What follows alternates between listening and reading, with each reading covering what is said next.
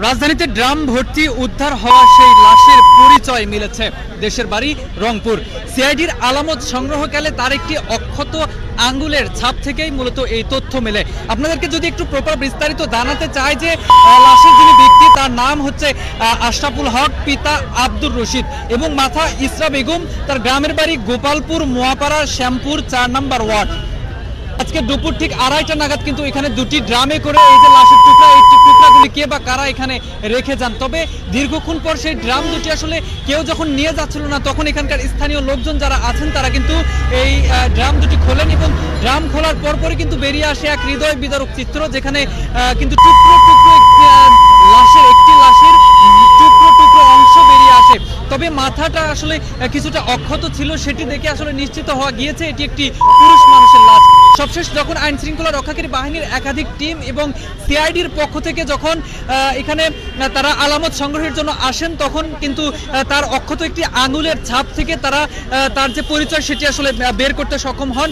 মূলত উত্তরাঞ্চলের যে রংপুর জেলা রয়েছে, সেই রংপুর জেলার শ্যামপুর মোয়াপাড়া ৪ নম্বর ওয়ার্ডের অন্তর্ভুক্ত এই যে লাশের ব্যক্তি, ইনি আশরাফুল হক। তার পিতার নাম হচ্ছে, যদি আপনাদেরকে একটু জানিয়ে রাখি, রশিদ এবং মাতার নাম ইসরা বেগম। এবং এই যে এই তথ্যগুলি সিআইডি তাদের সুরতহাল যে আঙুলের ছাপ, সেখান থেকে কিন্তু তারা নিশ্চিত হয়েছেন।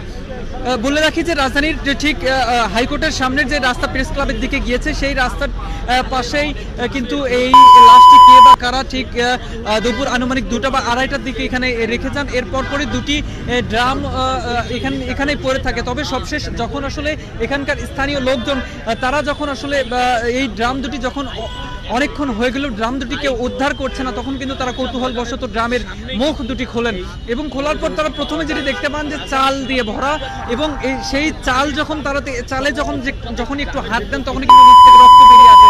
এর পরপরই তারা কিন্তু আসলে বিস্মিত হয়ে যান। পরবর্তীতে আইন শৃঙ্খলা রক্ষাকারী বাহিনীকে খবর দিলে তারা যখন এই ড্রাম দুটি আসলে ঢালেন, তখনই কিন্তু আসলে বেরিয়ে আসে তখনই কিন্তু একটি লাশ বেরিয়ে আসে, যার টুকরো টুকরো করে যেটি কিন্তু দুটি ড্রামে কিন্তু রেখে দেওয়া হয়। এবং এই ঘটনাকে কেন্দ্র করে আমরা দেখছি রাজধানী সহ এই যে আশেপাশে কিন্তু একটু চাঞ্চল্যের সৃষ্টি হয়েছে এবং এখানে